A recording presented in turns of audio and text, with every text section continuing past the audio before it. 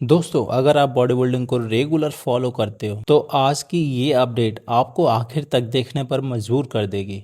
क्योंकि 2026 mister Olympia का माहौल अभी बहुत ज़्यादा गर्म होने वाला है। एक तरफ क्रिस बमसन ने फिर से अपने कमबैक को लेकर इशारा दिया है, दूसरी तरफ टेम्पा प्रो में निक वॉकर के साथ एक ऐसा हादसा हुआ जिसे जानने के बाद आप चौंक जाएंगे। और दोस्तों, अटलांटा प्रो का पूरा लाइनअप आ चुका है। दोस्तों, सिर्फ एक शो नहीं है, काफी क्वालिफिकेशन शो हैं, बल्कि ओलंपिक क्वालिफिकेशन की सीधी जंग बनने वाली है। आज की इस वीडियो में हम हर बड़े अपडेट्स की पूरी डीप एनालाइज करेंगे, कोई भी महत्वपूर्ण जानकारी मिस नहीं होगी। दोस्तों, तो वीडियो को आखिर तक जरूर देखिए। मैं हूं आदित्य, आप देख रहे हैं आदित्य स्टैंड एंड पावर। चलिए दोस्तों, शुरू करते हैं बिना समय गवाए। सबसे पहले बात करते हैं उस एथलीट की जिसका नाम सुनते ही क्लासिक फिजिक्स दिमाग में आ जाता है, क्रिस बमसट। एक बार शिवम ने अपने कमबैक को लेकर इशारा दिया है जिसने पूरी बॉडी बिल्डिंग कम्युनिटी में एक नई बहस छोड़ दी है। दोस्तों, ध्यान देने वाली बात यह है कि ऐसा पहली बार नहीं हुआ है, इससे पहले भी उन्होंने कई बार स्टेटमेंट दिए हैं जिन्हें फैंस ने कमबैक हिंट की तरह लिए। मेरा मानना है ऑब्जर्वेशन थोड़ा अलग है। उनका कहना है कि क्रिस बमसन ने अब तक लगभग हर चीज ली है, लेकिन उन्होंने आज तक एक बात साफ साफ नहीं बताई। उन्होंने कभी ये नहीं कहा मैं परमानेंटली रिटायर हो चुका हूँ। यही एक बात है आज भी फैंस के मन में एक उम्मीद को जिंदा रखे हुए है। लेकिन सबसे दिलचस्प पॉइंट ये आता है दोस्तों, उनकी डॉक्यूमेंट्री को लेकर। मेरा मानना है कि शुरुआती में ऐसा लग रहा था कि ये डॉक्यूमेंट्री क्रिस बमसट की रिटायरमेंट की जर्नी पर आधारित होनी चाहिए, यानी उनके करियर का पूरा खूबसूरत एंडिंग चैप्टर होना चाहिए। लेकिन अब कहानी शायद बदल चुकी है, क्योंकि उनकी डॉक्यूमेंट्री लगातार डिले होती जा रही है और यही डिले अब लोगों के मन में एक नए सवाल खड़े हो चुके हैं। दोस्तों, मेरा मानना है कि शायद that story is not finish. अभी स्टोरी खत्म नहीं हुई है दोस्तों। मतलब जिस कहानी को रिटायरमेंट के साथ खत्म हो जाना चाहिए था, अभी वो पूरी तरह से खत्म नहीं हुई है। हो सकता है कि उस स्टोरी में एक चैप्टर अभी बाकी हो और वो चैप्टर है उनके कमबैक का। मेरा मानना है, अपनी पर्सनल प्रिडिक्शन भी है मेरी।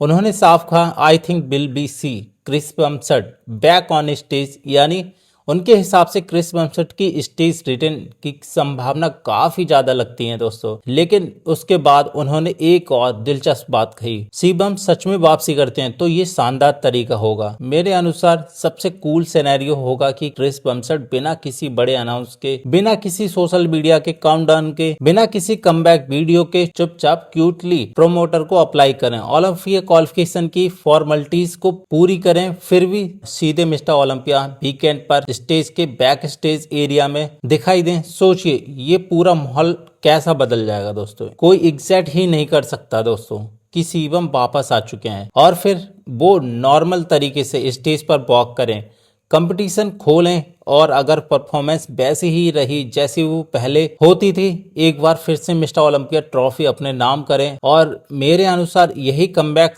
आइडिया सबसे ज्यादा अच्छा होगा दोस्तों। अब अगर उनकी उम्र की बात करें तो अभी फिलहाल वो 2026 तक वो 31 साल के हो जाएंगे। बॉडी बिल्डिंग के हिसाब से 31 साल ज्यादा उम्र नहीं मानी जाती है, बल्कि एथलीट को यंग माना जाता है। कई एथलीट इसी उम्र में अपने करियर का बेस्ट पैकेज लेकर आते हैं। मेरा मानना साफ है दोस्तों कि अगर क्रिस बमसट वापसी करते हैं तो वो सिर्फ पार्टिसिपेट करने नहीं आएंगे, बल्कि टाइटल को उठाने आएंगे। अब सबसे बड़ा सवाल यही है दोस्तों, ये केवल क्या एक थिंक है या फिर कोई वाकई में क्रिस बमसट कुछ बड़ा प्लान कर रहे हैं? इस सवाल का जवाब आने वाले कुछ महीनों में मिल जाएगा। लेकिन एक बात तय है दोस्तों, अगर शिवम ने वापसी की तो 2026 का मिस्टर ओलंपिया हाल के वर्षों में सबसे बड़ा बॉडी बिल्डिंग इवेंट माना जाएगा। अब बढ़ते हैं दोस्तों आज की सबसे बड़ी कॉम्पिटेटिव अपडेट की तरफ। अटलांटा प्रो, मैं बात कर रहा हूं दोस्तों अटलांटा प्रो। ये सिर्फ प्रो शो नहीं है, बल्कि ओलंपिक क्वालिफिकेशन की रेस का बहुत ज्यादा महत्वपूर्ण हिस्सा है। और अब सबसे खास बात यह है, ये शो इसी वीकेंड होने वाला है। निक वॉकर पहले ही टेम्पा प्रो जीतकर 2026 का मिस्टर ओलंपिया क्वालिफाई कर चुके हैं, इसलिए वो इस कंपटीशन का हिस्सा नहीं होंगे। लेकिन टेम्पा प्रो में लगभग सभी टॉप एथलीट आने वाले हैं। अटलांटा में एक बार फिर से आमने सामने दिखाई देंगे, यानी ये सीधे रीमैच होने वाला है। इस बार दाव पेच पहले से ज्यादा कहीं मजबूत होंगे, क्योंकि ओलंपिक क्वालिफिकेशन विंडो अभी 30 अगस्त तक खुली हुई है। इसके बाद ये विंडो बंद हो जाएगी। इसका मतलब Atlanta pro, Texas pro, ऑस्ट्रिन pro ये तीनों शो हैं एथलीट के पास काफी बड़े मौके हैं ओलंपिया टिकट हासिल करने के। मेरा मानना है कि अगस्त का महीना बॉडी बिल्डिंग फैंस के लिए बेहद ज्यादा रोमांचक होने वाला है। एक नजर डालते हैं दोस्तों अटलांटा प्रो के कॉम्पिटिटर लिस्ट की। सबसे पहला नाम है Louis Brett, Tim Washin, Warner Danny, John Luca, John Erder. Tampa pro में 5वें स्थान पर रहे थे। चौथे स्थान पर रहे चार्ल्स ग्राफिन और Regan Grimes, Martin, James Hollingseed. Tampa pro runner up रहे Todd Javel, Walther, Jason, Patrick Moore. Tampa pro में 6ठे स्थान पर रहे जो पेलाकेसिस। टेम्पा प्रो के 3रे स्थान पर रहे जॉन रिवास, जस्टिन रे शॉर्ट। यानी काफी तगड़ा लाइनअप मिल सकता है देखने के लिए। ये कंपटीशन बिल्कुल आसान नहीं होने वाला दोस्तों। हर एथलीट ओलंपिया क्वालिफिकेशन के लिए सब कुछ दाव पेच खेलने के लिए तैयार है। अब बात करते हैं दोस्तों जो पेलाकेसिस की टेम्पा प्रो के बाद उन्होंने डेरेक लैंसफर्ड की चैंप्स एलिसन से अपना एक नया फिजिक अपडेट शेयर किया। मेरा मानना है जो अपने स्टेज लुक से काफी ज्यादा सहमत नहीं थे, उसके लिए प्लेसमेंट काफी ज्यादा अनप्रेडिक्टेबल मिली। उनके लिए प्लेसमेंट से ज्यादा अपीयरेंस मायने रखती थी। यानी अगर फिजिक के उनके हिसाब से परफेक्ट नहीं थी तो सिर्फ अच्छी रैंकिंग उन्हें पूरी तरह से खुश नहीं कर सकती। ये उनका सिर्फ चौथा प्रो शो था दोस्तों, और इतनी जल्दी टॉप एथलीट के सामने खड़े हो गए। ये दोस्तों अपने आप में एक बड़ी उपलब्धि है। उन्होंने एक वॉकर के साथ टॉप कॉल आउट भी शेयर किया। कुछ फैंस का मानना है कुछ पोजेस में खासकर साइड चेस्ट में जो पेलाकेसिस काफी ज्यादा मजबूत दिखाई दिए। मेरे अनुसार जो ने अपनी शानदार परफॉर्मेंस दी, हालांकि कुछ एरियाज में वो थोड़ा ऑफ लग रहे थे। अगर कंडीशन सही रहती और ज्यादा थोड़ा टाइट होकर आते, ये देखना काफी ज्यादा दिलचस्प हो सकता था। मेरे अनुसार जो के पास काफी ज्यादा साइज है, मसल डेंसिटी अच्छी है, ओवरऑल मास भी काफी ज्यादा अच्छा है। लेकिन जेम्स हॉलिंगसीड के पास condition, details, stage polish, advantage की काफी सारी वजह हैं, और दोस्तों यही वजह रही जेम्स उनसे आगे फिनिश होते हैं। मेरे अनुसार एक महत्वपूर्ण बात ये भी है दोस्तों अटलांटा प्रो जो पेलाकेसिस और ज्यादा शार्प आए, टाइट होकर आते हैं तो उनके पास जेम्स हॉलिंगसीड को पीछे छोड़ने का काफी अच्छा मौका है। अटलांटा प्रो में जो बनाम जेम्स हॉलिंगसीड एक बार फिर से हो सकता है। इसमें रेगन ग्राइम्स भी दिए हैं जो एक बड़ा फैक्टर बन सकते हैं दोस्तों।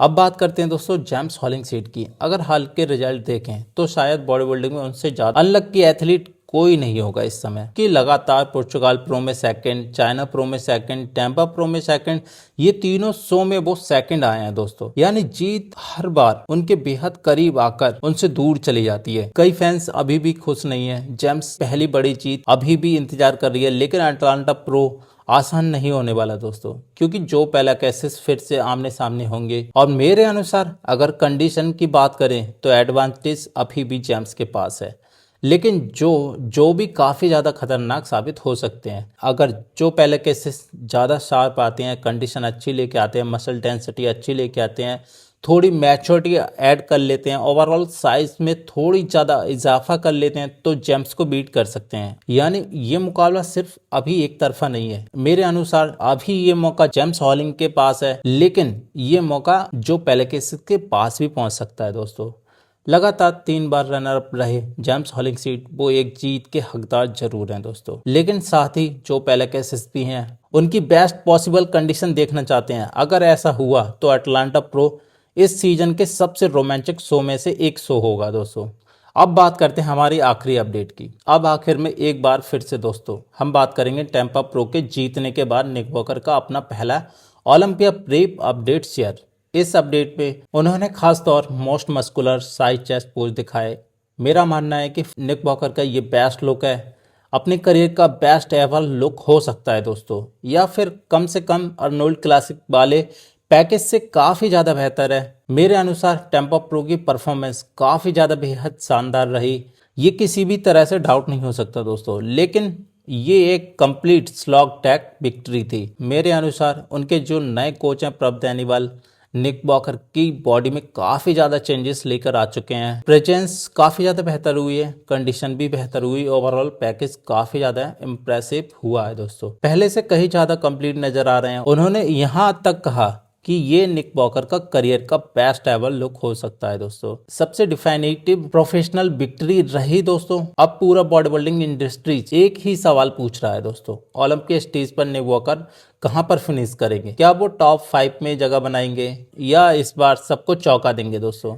इन सवालों का जवाब हमें ओलंपिया स्टेज पर ही मिल सकता है दोस्तों। तो दोस्तों आज की इस वीडियो में हमने चर्चा की शिवम की, उनकी डॉक्यूमेंट्री डिले क्यों हो रही है ये रीजन भी बताया दोस्तों। हमने बात की जो पहला कैसेस लेटेस्ट फिजिक्स अपडेट की बात, जेम्स हॉलिंग सीड के लगातार 3 बार हारने की वजह भी बताई और उनको कवर भी किया, और आखिर में निक वॉकर के शानदार 8 वीक आउट की अपडेट दी। अब आपकी राय जानना बेहद ज़्यादा जरूरी है दोस्तों। आपको क्या लगता है क्रिस मम्सट सच में वापसी करेंगे? अटलांटा प्रो कौन जीतने वाला है दोस्तों, जेम्स हॉलिंग सीट या जो पहला कैसेस? 2026 का मिस्टर ओलंपिया में निक वॉकर कहां फिनिश कर सकते हैं? अपनी प्रिडिक्शन कमेंट सेक्शन में जरूर लिखिए दोस्तों। अगर आपको हमारी इसी तरह की एनालाइज पसंद आती है तो वीडियो को लाइक जरूर कीजिए दोस्तों। Channel Aditya strength and power को प्लीज सब्सक्राइब कर लें और दोस्तों बेल आइकन दबा लें ताकि बॉडी बिल्डिंग की हर छोटी बड़ी खबर आप तक पहुंचती रहे। तो मिलते हैं अगले वीडियो में, तब तक के लिए स्टे गुड बाय। जय हिंद दोस्तों, जय भारत।